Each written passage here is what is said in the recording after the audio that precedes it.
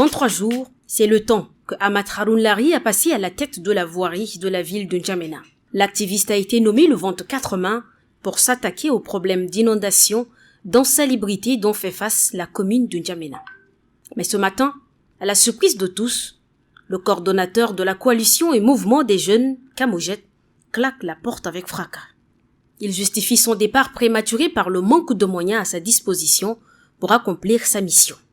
Je démissionne. Quel est mon rôle? Je donne le meilleur de moi-même, mais ils ne veulent pas. Je ne suis pas venu ici pour me contenter d'un poste, mais pour faire de mon mieux. Ils m'ont humilié. Lâche, Ahmad Haroun Lari, lors d'un direct sur sa page Facebook annonçant sa démission. L'homme, surnommé le maréchal, à cause de ses nombreuses distinctions grâce à son activisme, a longtemps critiqué la gestion de la municipalité de la ville de N'Djamena avant d'être propulsé dans l'équipe. Ces critiques l'ont valu plus de 5 arrestations, 15 plaintes, voire des menaces de mort. Au lendemain de sa nomination en tant que directeur de la voirie, il disait ceci. Avec toutes mes critiques et toutes les démonstrations que j'ai faites concernant les différents caniveaux en raison des inondations dans la ville de N'Djamena, le chef de l'État a fait confiance en moi pour relever ce défi. Finalement, il quitte le navire en pleine saison de pluie. Ce départ démontre-t-il son incapacité à relever le défi?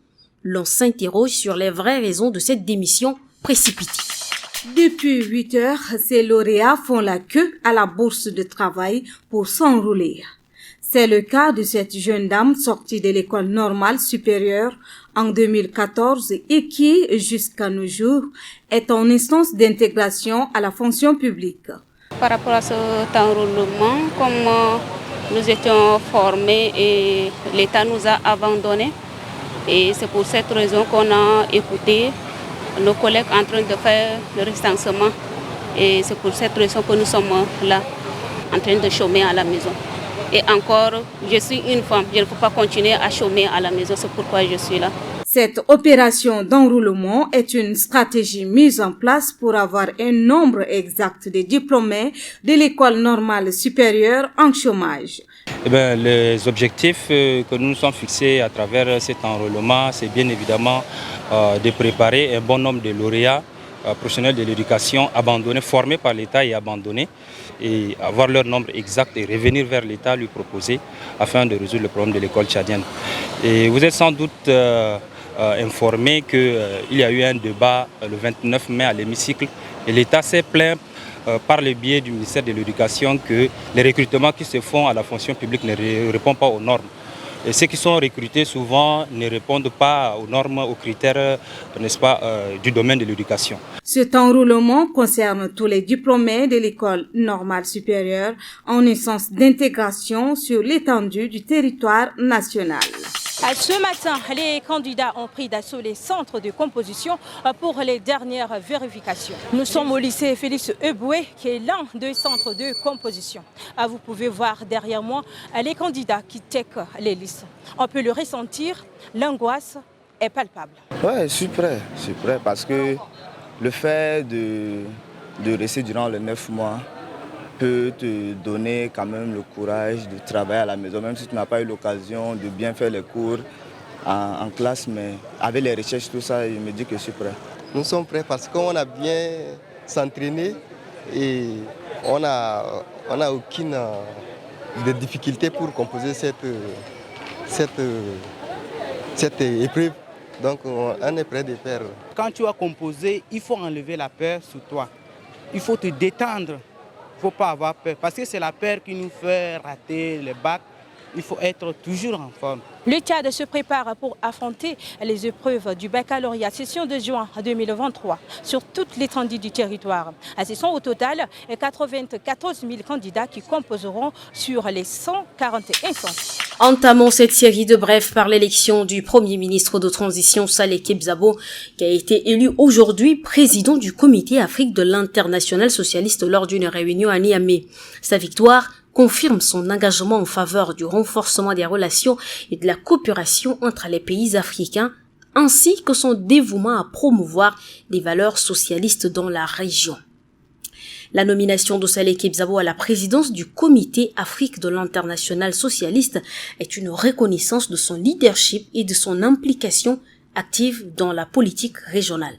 Son expérience en tant que Premier ministre du Tchad lui confère une expertise précieuse pour aborder les défis socio-économiques auxquels l'Afrique est confrontée, a fait savoir son premier cercle.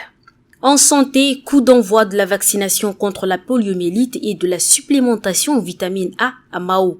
Le centre de santé Mao Centre a été choisi comme lieu de lancement de la campagne dans le but d'éradiquer complètement cette maladie invalidante et incurable chez les enfants d'au moins de 5 ans dans la province du Kanem. La campagne se déroulera du 16 au 18 juin 2023 dans toute la province du Kanem et concernera plus de 111 000 enfants. Selon le docteur Ofalba Onene Hervé, représentant du délégué de la santé publique du Kanem et médecin-chef du district de Mao, cette campagne renforcera l'immunité des enfants déjà vaccinés dans le cadre du programme élargi de vaccination PEV de routine en vue de l'élimination totale de la poliomyélite chez les enfants.